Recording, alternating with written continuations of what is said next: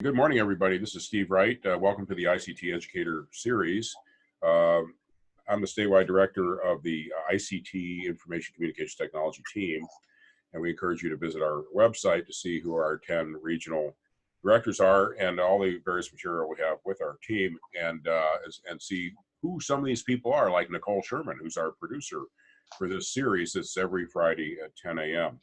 With this, we provide this series as an open access benefit to California Community College faculty, deans, decision makers, and any other educational or outside person that wants to sit in. It was developed to provide superior IT panel, conference panel type presentations without you having to go to a conference and spending all that money. All you have to do is register each week in advance, and we'll nudge you and remind you about the upcoming event. Now, the next slide here will show you these are some of the recent IT related webinars that we have already recorded. There's a webinar recorded, and then they're chapterized videos, so you can go to any part of the video, and then we have a transcript of the entire thing, plus the original presentation and then the other links. So this is an excellent resource, whether you're doing a grant or informing a classroom or having a conversation with your peers or whatever. These are some hot topics, and we keep this up on our website for you at any time. Coming up in the next 3 weeks, we have exploring ICT disciplines. You know, it's just changing. There are so many different IT and computer science related disciplines. It used to be you just get a general approach and you'd be fine, but the technology just continues to subdivide and subdivide. So we'll be talking a little bit about that. And then we'll be talking about business information worker, dual enrollment, and how that benefits people transitioning from high school to that. And we think we're still deciding on the presentation for November 22nd, but there will be one. Today, we have Henry Hua and Stephanie Tier to talk to us about cybersecurity dual enrollment pathways at Cypress College. We're really excited to hear about this because the dual enrollment feature is one of the best, you know, bring people in, you know, outreach anyhow. So let's hear more about that from Henry and Stephanie. So we'll release the screen and turn it over to you guys. Thank you, Steve. We appreciate you bringing us together, and we're really, really excited about doing that.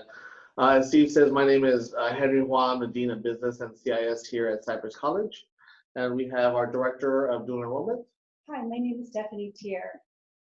And so we were asked to kind of talk to the group about how we started with cybersecurity and actually how we started with dual enrollment. So this actually started as a endeavor for our campus about 2.5 years ago, when dual enrollment was just beginning to kind of pick up some steam. And we were looking around at different areas which give us both the living wage and also given a high demand. And so we started to, in January of 2017, kind of began our trek. So once again, we had started this endeavor about spring of 2017, and we started to talk to our high school partners, which happens in this case was Anaheim Union High School District. And they had shown an interest in developing the technology side of the house here in dual enrollment. And so we started that discussion. So before we get into the history of things, we kind of want to show you some of our dual enrollment partners that we have currently. Let's see. Slide. All right. So I'm going to allow Stephanie to kind of go over our current structure that we have in dual enrollment and our partnerships. So yeah, this has been quite a ride in terms of expanding our cybersecurity program. Cybersecurity is actually our flagship program. But just to show you how it's grown, these are some of our partnerships with some of the districts that we've worked with. We work with 4 different districts now. So they're all in some form. We offer one specific area at one of the campuses. And so, but for the other campuses, we've got what we call our Cyber Saturday Academy, so that all of those campuses can participate in. So here's a snapshot just to show you the growth once we were able to, this is on all of our dual enrollment aspects. And so it'll kind of show you where we started. We started with about 197 students across the board. Half of those students were in cybersecurity, but in the last 3 years, we've had over almost 4,000 enrollments, and we've seen the growth. But if you can take a look real quick at the 127 certificates, that little icon there, that since that time, our students have earned 127 industry certificates within the core courses that we've been offering. And we're going to show you that pathway as well. So what we do next is, if we look at our next slide, what we do is we focus on going into the high schools first, and we look at what CTE programs they've already got built in. And so so cyber will look at those that are already focusing on cyber literacy, or that they want to focus at cyber as their pathway. And so that's what we've done. We do it in all the areas, but that's what we've done there. And then we kind of start look at the middle schools and the elementary schools, and kind of work so we can start creating that pipeline of students that are going to be coming into dual enrollment cybersecurity classes. So Henry will probably talk a little bit about the next slide, which is the Cyber Patriots program. So this actually started off as a Cyber Patriots Cisco Academy. We started off with about 30 students in the spring of 2017, and our goal was to try to invigorate the younger students into understanding that the fun part of Cyber Patriots also has a career path that's attached to it. And so from that standpoint, we did our first summer bridge that turned out to be a Summer Connect here at Cypress College, where students that were participating in Cyber Patriots were given an opportunity to start taking cyber-related coursework at the college level. And so, as you can see here, we have a Cyber Patriots competition that goes around 4 rounds. It starts usually in about October and goes into mid-February, and if we're lucky enough, goes into March and April, where students are going into the national round. And so that topic that goes in, that is being discussed, is the Windows, Linux, Cisco, and a lot of it has to do with finding vulnerabilities and hardening the systems. And students have a lot of opportunities to make friends, to kind of talk to each other, meet industry folks to help them in this area. And so we developed a mentoring baseline of students from the college and at our 4-year institutional partners to come back and work with these kids, in addition to our professors at Cypress College. And so this actually helped us a lot in developing this pathway and ensuring that students have an engagement factor that they enjoy, and spending a lot of their Saturdays every month in training. So in addition to the training that we do on campus here, we also do weekly trainings or bi-weekly trainings, depending on the site, at the site, and it turns into an after-school type of program, after-school activity. But there are coaches both at the site and also at our mentors to make sure that students understand that there's a full support service around their experience and not just an after-school kind of daycare type of program. We wanted to make sure that students understood the value of learning cyber hygiene and cybersecurity and moving forward into a career path that they enjoy. So going into our next slide, we have the way that we do guided pathways here in cybersecurity. So it gives you an understanding of the course sequences that we offer and how we get them into the career path. And so I'm going to let kind of Stephanie talk about the guided pathways model, and then we'll go over each course specifically. So from a dual enrollment perspective, what we're trying to do is really engage those students at the freshman, sophomore level. We've already hopefully they're starting to create that pipeline, as Henry's discussed in Cyber Patriots. So we start with some career explorations at the beginning, but as we know, if the kids start to go into more of a guided pathway, what area they like, if they're interested in cyber, they like working with technology, but they just need to be exposed to it a little bit more. We start with some foundational level courses for them. So in our CS 190 course with the cybersecurity competition fundamentals, they get to participate in some of that aspect, and that kind of connects to some of the knowledge that some of the students are already bringing. We also start with the foundational Cisco Networking 1 class, because those foundational skills, we know they're going to be useful as they start going into their network security, ethical hacking, and Python programming classes. So as you can see from these level 1, level 2 coursework, foundationally, networking is the foundation of the internet. And so if no computers are ever interconnected, then cybersecurity really is a non-issue. But because all of our computers are connected, understanding the baseline of network fundamentals is extremely, extremely important. And then we give them in level 2 much more depth into the different tools that are available, and also now give them exposure to Python and programming and how that works for us. As a student learns about cybersecurity, and not just the GUI interface of cybersecurity, but most of the security flaws that are happening are in code that may not be as protected as we would like it to be, or following the standards that we'd like it to be. So we start giving students that exposure to programming, which is the innermost depths of where cyber flaws mainly happen. Now with that, as you can see that we have an optional course of job readiness. So once again, after these 5 courses, students now have an opportunity to get into entry-level jobs because of the experience that they have. Not only are we trying to get them job ready, but we're trying to get them industry ready so that they have the knowledge to talk the talk, but also walk the walk.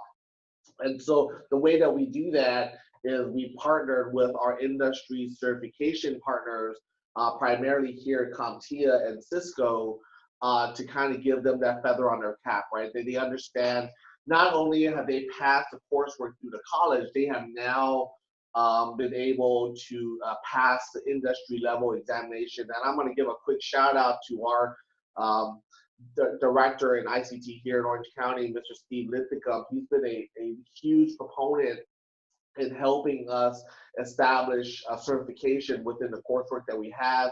So much so that now we've revamped some of the work that we're doing to incorporate things like cloud. So we're doing cloud essentials, we're doing IT fundamentals, we do Network Plus, Pen Test Plus, all of which are CompTIA industry recognized certificates. And now we're bringing in the DoD to kind of validate those certifications to make sure that it meets their needs. And then lastly, what we're trying to do here at Cypress is develop our badging that goes with the student in addition to the certification. So it kind of gives us a comprehensive portfolio for the student, both in a course curricular standpoint and also in the job readiness standpoint. As you can see on the bottom right, we partner with our high school district in a program called AIM. It's an Anaheim Innovation Mentoring Program and a mentoring experience. And so students get to go all over Orange County to develop a stronger foothold of their knowledge base and actually putting it into action. And so we have partners like Disney, Kaiser, Scenic. I mean, there's a lot of partners that we've done within the cybersecurity space that have given the students hands-on experiences that they would never have gotten had they not come through our dual enrollment program. So most recently, once again, as we moved into this space of cybersecurity, Dr. Zadi, who is a primary faculty member teaching our program, had come to us and says, hey, you know what, we really want to get a CAE2Y designation because it was something that was sought after. And we had tried in the past, but haven't really quite gone over the hump. And so we designated 2018 as a year that we wanted to do that. We had a good 2017 spring and fall semester. It was building up to the momentum for us to apply in 2018, which we did. And successfully enough, we were given the CAE, which is a Center of Academic Excellence in 2-year colleges, by NSA and DHS in August of 2018. So we're very, very proud of that designation. And now, as a CAE2Y school, we are now helping other community colleges build their infrastructure and also sharing best practices so that we can all benefit from having cyber awareness. Here are some pictures that we want to share with the group as to the students that we were working with. In 2018-19, we started to actually work all the way down to our 6th grade students.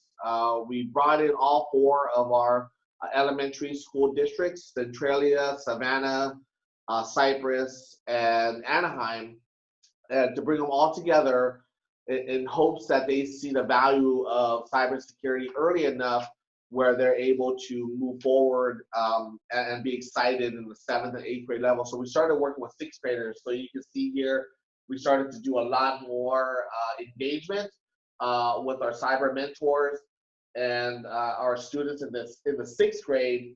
And then we added them to our 7th, 8th grade, all the way up to 12th grade. So now you see a trajectory of students all the way from 6th grade where they have a relationship with us all the way to 12th grade. And so that's a 6-year commitment that we made to cyber in hopes that students find this field a career versus just a job. So I'm gonna allow Stephanie kind of talk to us about what that success has gotten us. We recently applied for a Chancellor's Office CCAP STEM grant that has built on the successes that we've had over the last 2 years.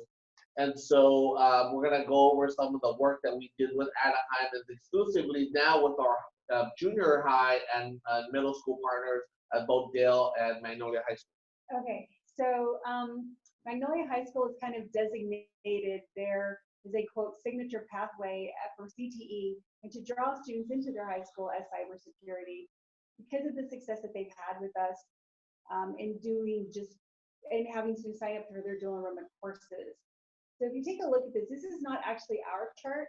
This is the collaboration between the high school and the college, kind of coordinating how they're creating their 6-year plan with their students that are starting from 7th grade all the way to 12th grade.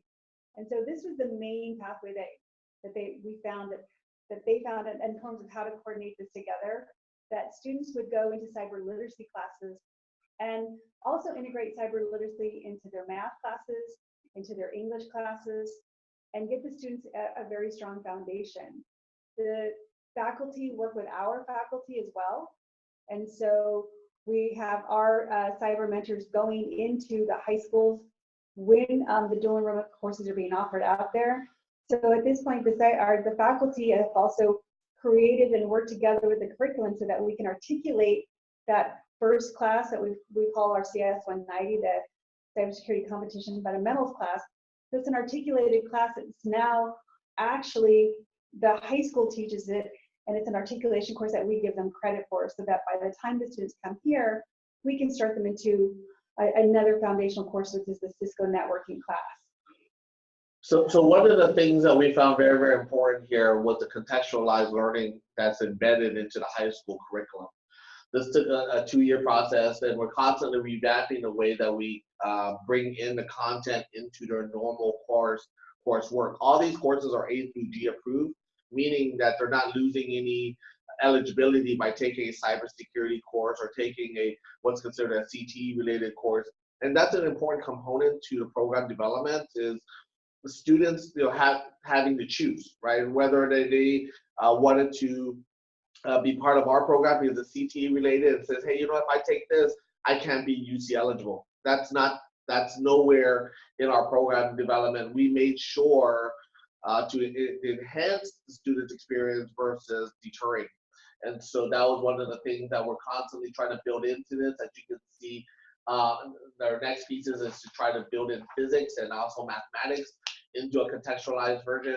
And the more we can bring the students into the career path through their normal classwork, gives the students that much more engagement.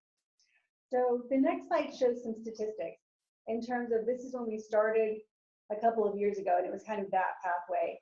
Show some of our students there, and then some of the certificates that students have earned.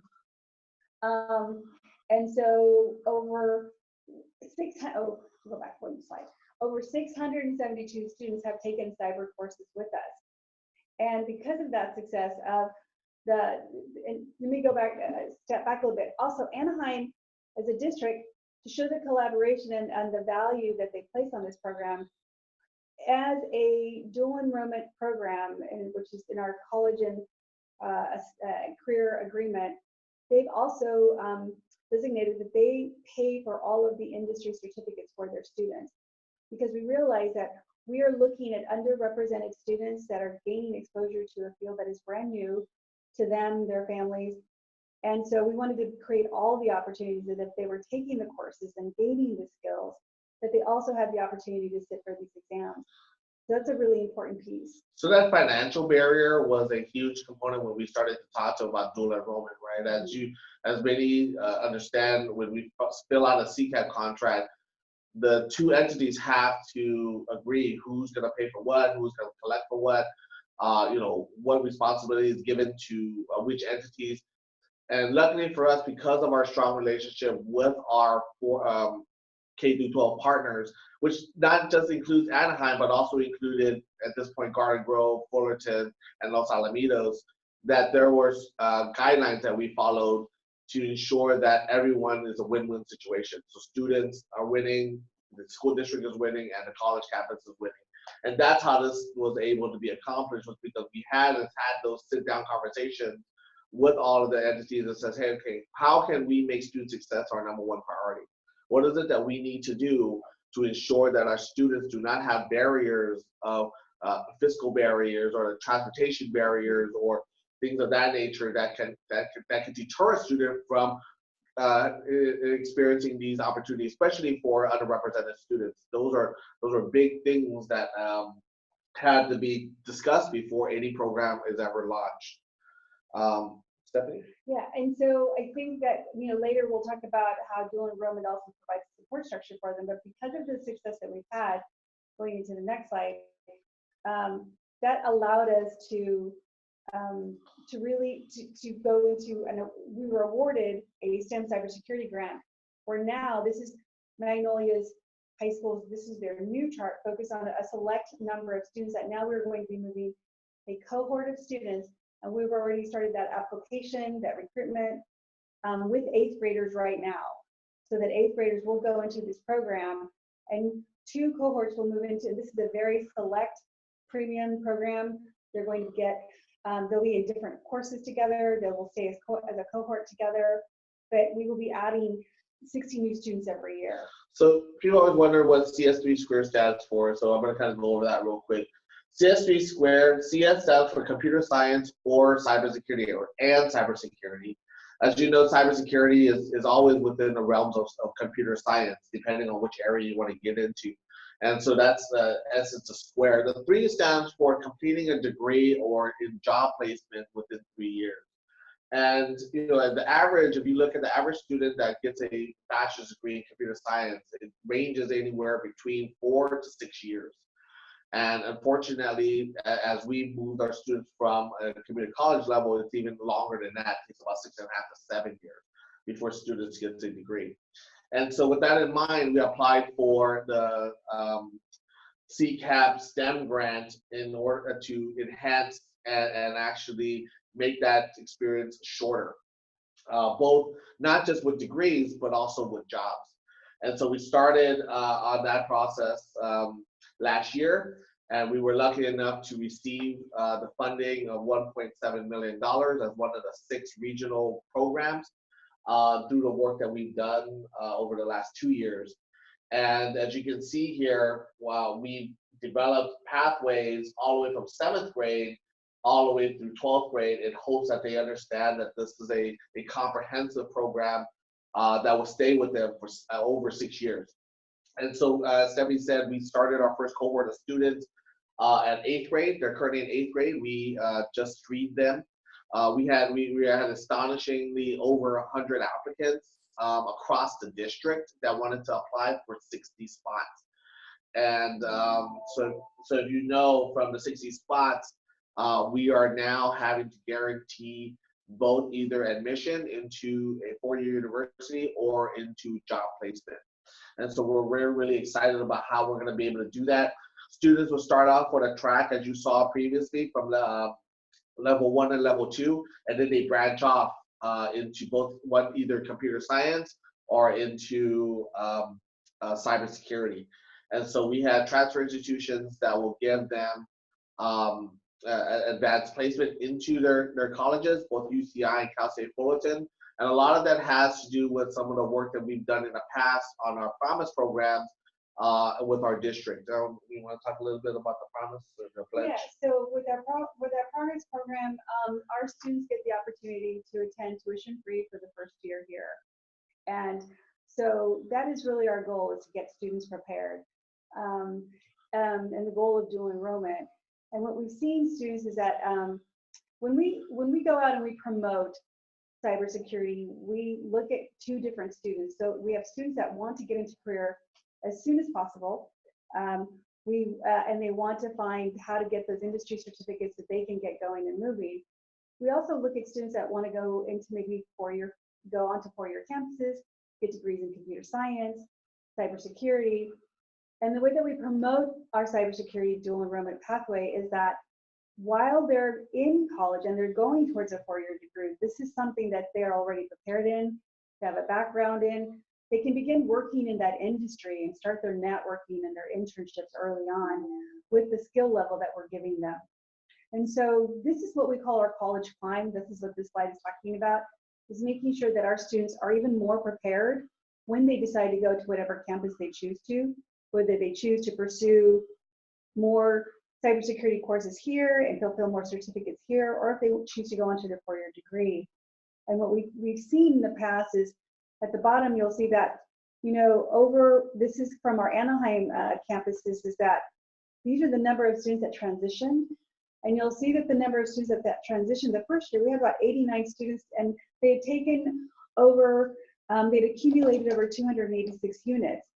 But the next year in fall, or the next semester in fall, we had over 141 students, and almost double, 2.5 times of enrollment units that they had taken while they were in high school, which meant that they had taken the courses and were more prepared as well. And so that's the whole focus of dual enrollment, is that while we're offering these pathways and exposing them to this industry, we're also making sure that they're very prepared as they come through the program.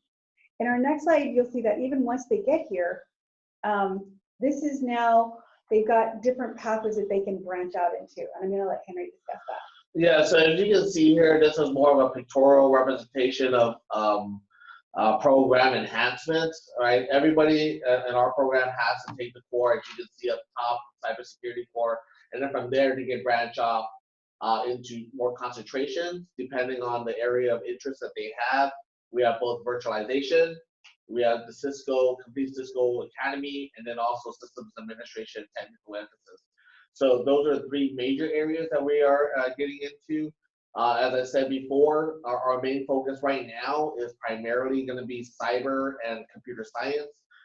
We are in the process of hiring a computer science instructor in addition to the instructors that we currently have. But that area is being discussed with our four-year universities to make sure that the career paths that we are developing in computer science meet the needs of industry. And so we are constantly talking to industry representatives. I actually just came back earlier this morning with a group of CEOs in Orange County about how do we keep our talent pools here in Orange County, and how do we as educators develop that relationship with them early on enough so that they feel the want and the need to stay in an area that has invested so much into them as people. And so that has been a very, very vital discussion, both at the community college level and also at our four-year universities and at our K-12 partners. And so that's been something that we've been working on over the last year and a half to develop what that pathway looks like and ensure that we have a talent pool that is vital to the existence of our region. And so we've been spending a lot of time on that. We're going to go ahead and show you a quick video.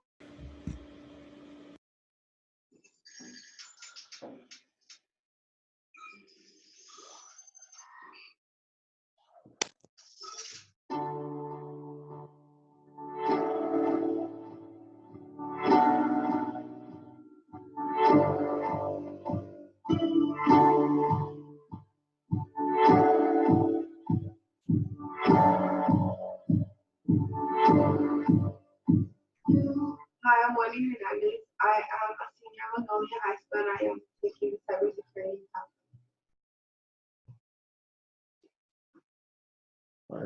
Where to stop?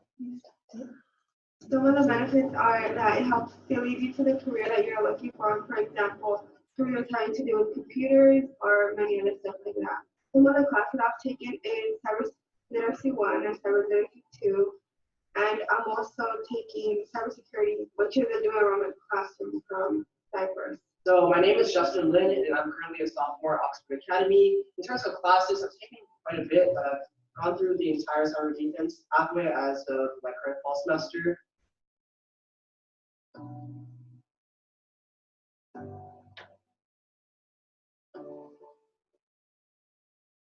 My name is Zachary Chen, and I'm a junior at John F. Kennedy High School.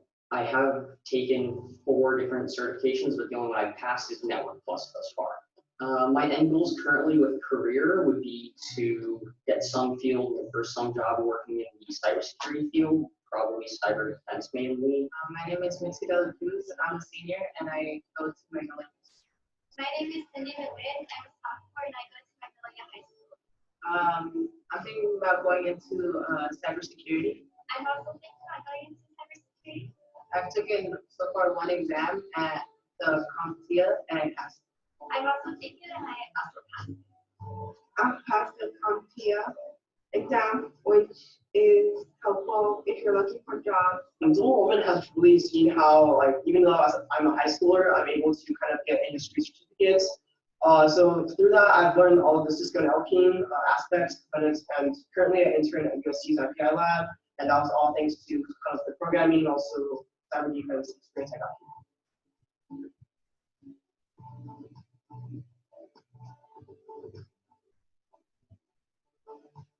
Through the experience and also like lessons I've learned here at Cypress, I was able to compete section level at that first section, which kind of included a lot of kids from Orange County. Also then moved to the state level, which I got state champion, and then going to Baltimore, Maryland for the national competition, where unfortunately I had success.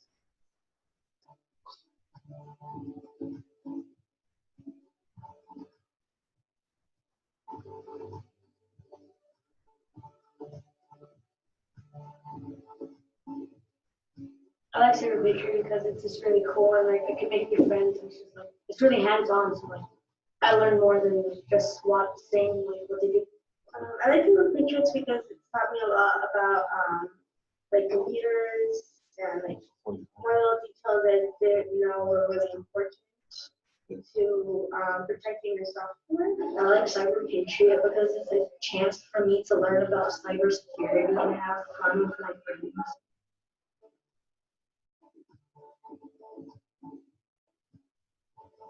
Hi, my name is Mr. Richardson. I like the program because it's planting the seed for the future. It's equipping the students to speak a language that has already arrived here.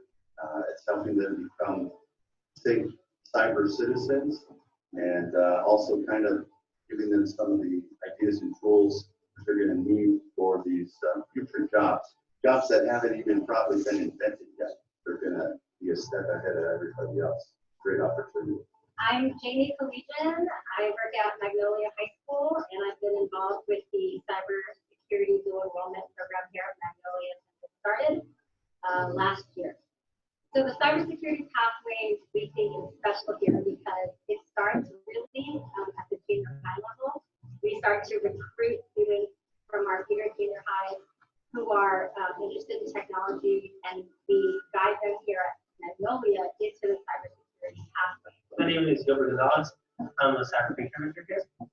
My favorite thing about cybersecurity overall is it's a very invigorating and rewarding experience.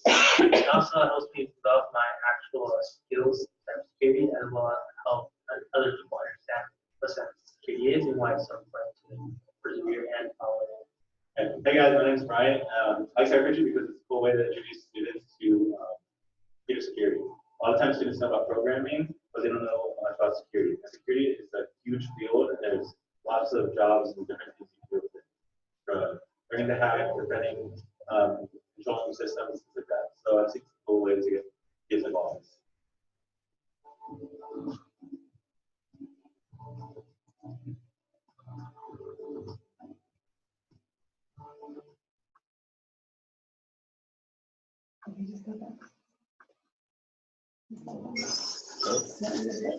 Next arrow. All right. So I'm gonna have Stephanie kind of go over this next part with you in terms of how dual enrollment works. I know we're a little bit short on time. We're gonna try to do it as quickly as possible, so we can try to answer more questions. So I guess as you've seen in the video, there's a lot of players involved in helping these students, and the support structure is what's really a big part of my focus as a dual enrollment director, is to make sure that each student gets the support that they need with working with our counselors, our faculty, and making sure that we promote and help to expose the students.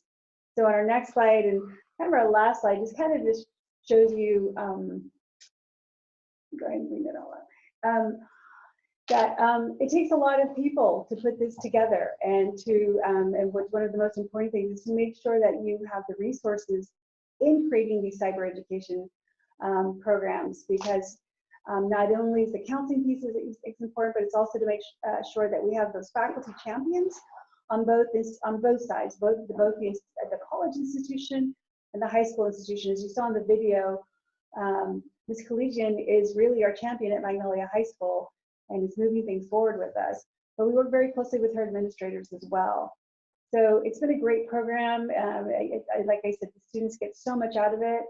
And we're very proud of the success that we've done. We're very proud of our students and all of the partners that have helped us. So from there, we're going to go to our last slide, which is kind of just like our question slide, but you're going to see in our question slide how our students are wearing their Cypress College dual enrollment sashes. And so graduation is very special for a lot of our seniors, but we also want to make sure that they understand how important their journey was here with us as well, and we want to recognize that as well. All right. So we tried to finish, to give us time for questions. It's a lot of information, but as you can hear from Stephanie, it's a very collaborative process. It requires a lot of communication with every level to ensure the student gets the right experience. And also that you have faculty and teacher champions out there that really want to do this for their kids and their students. We are fortunate enough to have very willing faculty in this area. Dr. Ben-Azadi, like I said, has been a huge factor in our success, as well as Dr. Pin Wu, who is our programming faculty member. And so from that standpoint, we've been fortunate enough to have really good relationships. Well, I got to say, thank you, Henry, and thank you, Stephanie. That was a phenomenal presentation there. You know, I sometimes when I watch these things, especially when I see the kids learning and that kind of thing, I have a little goosebump moments. So I developed a scale of 1 to 5. This was a 4+ on the goosebump scale, and I couldn't contain myself. So much of what you're doing and what you've integrated into your program and working with your high schools is stuff that we've heard about. We advocate for it, and we wonder can we put together a toolkit or whatever. How can we get more colleges and K through 12s to work together in this kind of way? And I'm so grateful that you were able to come together and share this with us today. And of course, we'll have this recording up, and we'll have a link to the video, which probably is a little bit cleaner when you just click on it and go directly. And we will have a transcript and any other materials you want to share. I think I have 2 questions for you. The first one is our cost versus metrics issue. You've got a great program. Anybody can anecdotally see that it's working. But in order to convince government or other people or replicate it anywhere else, you've pretty much got to show this is how much it costs and this is the kind of results we're getting. Are you able to formulate any kind of cost benefit algorithms or anything from what you're doing? Yeah, so one of the things that when Stephanie and I sat down and talked about dual enrollment, our goal was to have dual enrollment and the programs that we have within dual enrollment to be self-sustaining. And so this is one of those programs that we feel has the opportunity to be self-sustaining because of some of the enrollments that the courses that we created where students are enrolling to create the FTEs. And then also the partnerships that we've built through industry that are helping with some of those industry recognized certifications. Like I said, we were fortunate enough to work with Steve Linthicum, who was able to obtain some strong workforce funding regionally to help with the first certificate. But we were also very fortunate to have a fiscal partner in our Anaheim Union School District to take on the cost of their certification of students in this area. And so we are working collectively together to get industry partners to be willing to subsidize that cost so that all our students can take certifications and not worry about that fiscal kind of barrier. And as you can see with the AIM kind of framework, it allows us to have them see the value of the student in a work environment and why they want to invest in these students. And so we've gotten a lot of positive feedback as to, yes, we want to donate funds to have these students be able to take these exams, because then now we have a ready to go employee, if they choose to work with us, to come into our environment and work first day running, versus, okay, we have to train them and then we have to get them tested and then we have to, so they see the value of this kind of pathway long journey that the student has taken, where we've taken on a lot of the onus of the student success, right? And we bring them a complete package of a student ready to go. No, this is incredible. By the way, we're gonna take a longer look at AIM later on. I'm very impressed with what they've done in part of your program, and if that's a replicable model, we'd like to look at that. But that may be another subject. I'd like to kind of address a question to everybody else who's been watching here. What do you need to know from Henry and Stephanie if you wanted to implement some or part of what they're doing? Because the whole goal of this program here is to introduce solutions that are replicable so others can do it. So if those of you who are out there, what do you need to know? How would you do what they did, or are you already doing it? So one of the things that I will tell you, we were very fortunate as we ran this program starting in 2017. Our first year, we didn't have any funding. The only funding we had was Perkins, and it was actually a very small amount of Perkins that was already allocated to us to do Cyber Patriots. So the following year, because we were able to kind of replicate some of the work without a lot of funding, we applied for our own local strong workforce funding of $200,000 over 2 years. And so from there, we were able to wrap up and also sustain the growth of our program. So much so that now we are at capacity, not because we don't have the student interest, but because we don't have the physical space to hold the students, and also because faculty has so much load that they can do, where we're kind of stuck. And we're now constantly bringing on new faculty members to help with this. We just met with 2 gentlemen from the DoD that want to help, and DHS, because they've heard of the success that we've gotten. So the seed that was planted from the initial $200,000 have now grown to a forest of available individuals, and also available funding, and also enhancement of the program. So I couldn't explain more than enough that without the initial investment of the $200,000, we would not have been able to grow to this magnitude. And now, because we've grown, we're able to go after a number of different other funding sources. As you heard earlier, we got the $1.7 million from the Chancellor's Office, but we also at the same time got an NSF grant, and then now have been written into a number of 4-year university grants because of the success that we've shown and the data behind the work that we're doing, how our students are being successful. We have a 91.3% success rate in our dual enrollment overall across our campus. We offer over 41 different courses in addition to, how many sections do we do? Over 45 sections last year. 45 different distinct classes. Yeah, 45 distinct classes, but over 300 sections. We're not hearing you anymore, Steve. Lisa Lewinberg in the chat section asked a pretty good question that ties to what we're talking about. You're talking about money. Yes. And whenever I think money, okay, is that for individuals? that are going to be doing work, or is that for materials or equipment or whatever? And she asked the question, I'm curious who all was involved in sitting down and mapping, aligning the programs, junior high, high school, college, teachers, faculty, counselors.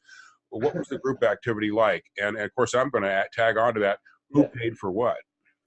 In terms of the meetings, before we had funding, it was more of a voluntary basis of who attended. And you saw Jamie. We actually have a group of 7 instructors or teachers at the high school level. Jamie is just the computer business systems technology teacher. But there's Michael Derbish, who teaches the same thing, but at the younger level. And then there's Lindsay Pagnanian. She is the English teacher. We have Brian Akey, who was a math teacher, all of which came because they believed in the vision of what we were doing. Now, because they came before to kind of talk about what the curriculum looks like, we are now, with the funding we have, able to pay them as professional experts to kind of enhance and continue that work. But the initial work was done actually voluntarily due to some of the discussions that we had. But I want to go back in terms of when you're saying who is all involved sitting down and mapping and aligning the program. And I think it starts at your campus. I think you have to align the campus first. You have to focus on who your faculty are that are going to be your champions in working with high school students. That's a big plus. Making sure that it goes in front of your academic senate so that they feel that the division, that the instructional division is on board with this, and so that they feel that this is going to be part of their new campus culture. And that's where I think the beginning starts first. Once everybody is on board, you've mapped out your pathway, you know which direction you want to go, then it does also now take another team, which is my team, that comes in for the education, the parent orientations, the education on how to become a college student, the registration, the application, the counselors, to then now sit maybe one-on-one or in a group with students that even need a little bit more help and understanding. And so in regards to your promotion and recruitment, and not only just the promotion and recruitment, but the continued communication. Once your students are in that class, we don't leave them alone. We make sure that our counselors and our faculty are in constant communication. So if somebody starts to fall through the cracks, we either catch them, we move them in a different direction. This isn't going to be the best. Not every student will make sure that this is the best fit. So we want to make sure that we're capturing them to figure out how we can move them forward.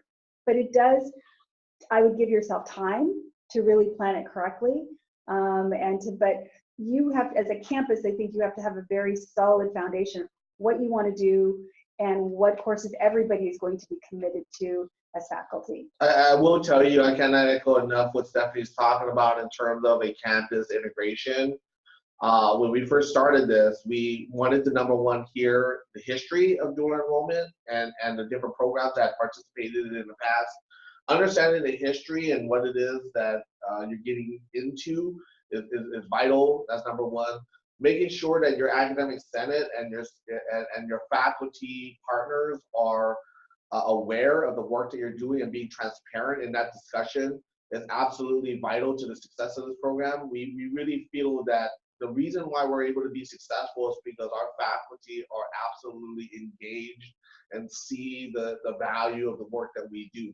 We have a steering committee that is faculty driven, that is co-chaired by Stephanie Tier and a faculty member. Once again, we try to put everything together into one large slide, but it's very, very hard. I cannot tell you enough the last slide where we have all the clogs. Those clogs absolutely have to be connected, and everybody has to have those discussions. And I will tell you, we had many very difficult conversations with faculty, with people that had bad experiences, with teachers that felt like we were going to take their jobs. I mean, the conversations were so in depth that the first 6 months of our program, even though we were recruiting, we're very much sitting down and being bombarded with, hey, this is what happened in the past, and I didn't like it, and I didn't do this, and we should have done that. And just listening, right? Just being that voice box to hear what the concerns were so that people can feel that we are there to be a part of this conversation. I think there was a question about minimum quals. We follow only college minimum quals. All of our teachers that teach our courses are college hired instructors. Now, that doesn't mean that a high school teacher can't apply for a position to be an adjunct with us, as long as they meet the minimum quals of the subject area that they're requesting to teach in. So we don't make any qualms about them coming over, but there also has to be an understanding that they can't teach when they are in class for their K through 12 job. So that's one kind of caveat. The other caveat is we need to make sure that the instructor understands, or the teacher understands, this is not a high school class, right? This is a college level class that they happen to be teaching. And so we had some situations where we want to move the teacher from the site and move them somewhere else so that they can understand that this is not a high school class, and specifically to our college students. Yeah. Hello. Hi. Go ahead. This is Janan Darwish from Santa Monica College. If this was the Oscars, you guys should get an Oscar on everything that you've done in terms of dual enrollment, high school, middle school. This is phenomenal. My question is about jobs and internships for students, because beyond the coursework, the students need hands-on experience. How did you initiate the contact with companies, and how responsive were they, and what kind of companies are we talking about? Absolutely. So we range anywhere between mom and pop small business companies to large corporations. And once again, it's about being out there. So most of the time, Stephanie and I go out and we meet a lot of different companies based off of the grants that we have, or contacts that we make. Like I said, just this morning at 7 o'clock, I was at a breakfast of CEOs in Orange County, trying to build on the successes that we have, and looking at making sure that we have the right clogs with the right companies, and developing those strengthened relationships, and also representing the students that we have well, right? Because we have a lot of underrepresented students for an HSI. And we want to have them understand that being an HSI means that we have a group of students really, really engaged in staying in the local area, and how do we develop partnerships so that we can maximize what that means, and what that means to their families, and what that means to us as a region. So we spend a lot of time meeting with CEOs, and we spend a lot of time meeting with HR.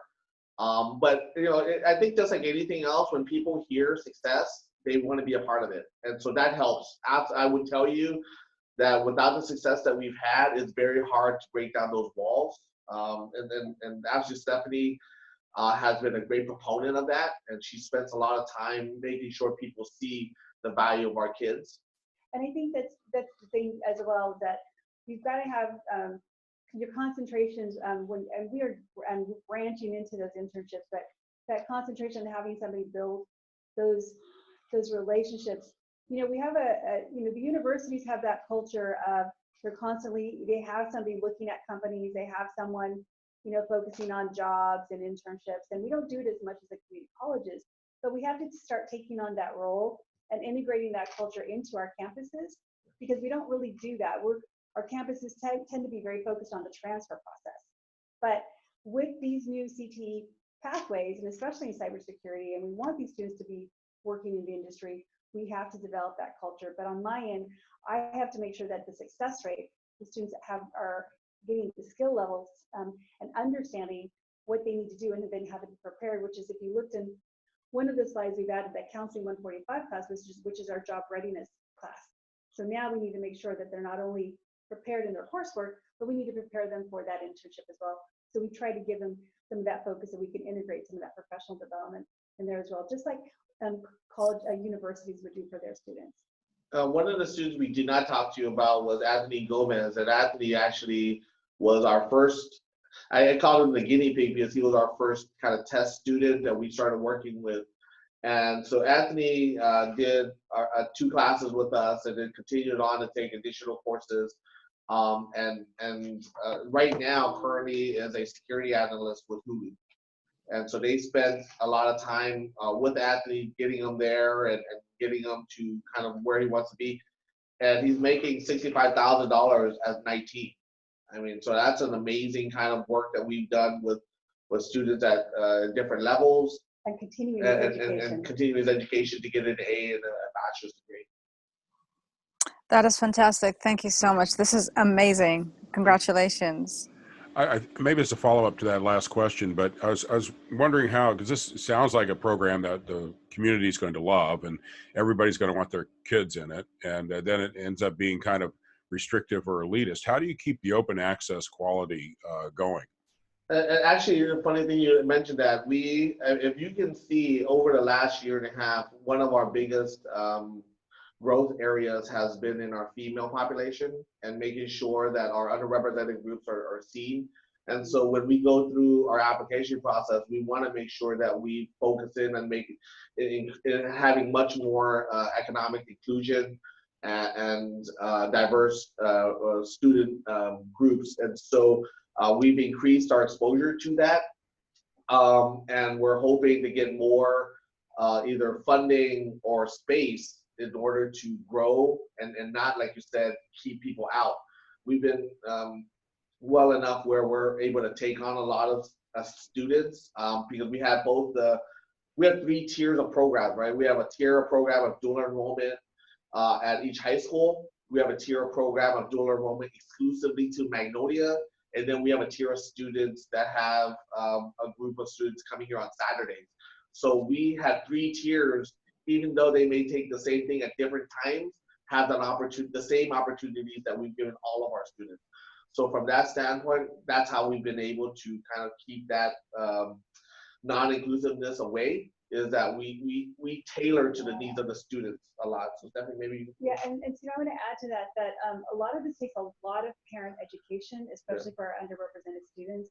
And that's where you need a really strong team from the dual enrollment side for when you're out there doing the promotion and the recruitment, and counselors to work with those parents. We do a lot of presentations in English and Spanish. We're on their high school websites. So we try to be where the parents are. We engage with the parent meetings. We're at back to school nights, open houses, so that parents can understand and students can understand. But there's a lot of education that takes place for students to understand what it is, and that yes, they can feel confident in seeing themselves in this industry. Well, I think this is great, and I love how much of the origins seem to be traced to the Cyber Patriot program and some of these other things, because the outreach and the fascination the kids have with learning cybersecurity it's been fun to watch. Absolutely. And actually, just to piggyback on that real quick, Steve, this whole month we did Cybersecurity Awareness Month. And so we spent each week had a different theme. So our first week was integration of cybersecurity in accounting. The second week we had capture the flag across our campus and across our region. The following week we had phishing and how phishing scams. So this has been a campus-wide initiative to be inclusive versus being exclusive. And the things that we're seeing from our community has been open arms, and they're like, how can we help? And how can we do this again? And once again, I can't say enough how much the work that Stephanie Tier and her team has done to make sure that our cybersecurity program has been enhanced year after year after year. And one of the questions was, how do we duplicate this? You have to hire another Stephanie Tier or somehow replicate her? Well, I mean, to that point, and I don't know if this is possible or not, but I'm sure that your grant applications, in essence, are project plans. If they are something you could share, we could post it on our website along with this presentation, and people could kind of look that over.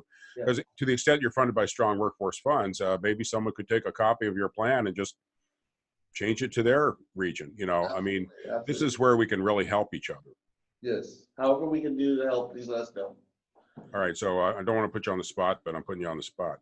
Anyhow, we're just about out of time. It's 11 o'clock. I don't know if there are any other urgent questions on this one, but like I said, it is recorded. It's going to be archived and broken up and transcripted and attachments of the presentation materials. And hopefully any other project plans or things that you guys feel free to share will help other people replicate what you're doing. It's an incredible amount of work. Henry and Stephanie, thank you. Thank you. Much. All right. That wraps it up for today. Thank you, everybody, and see you next week. All right, thank you.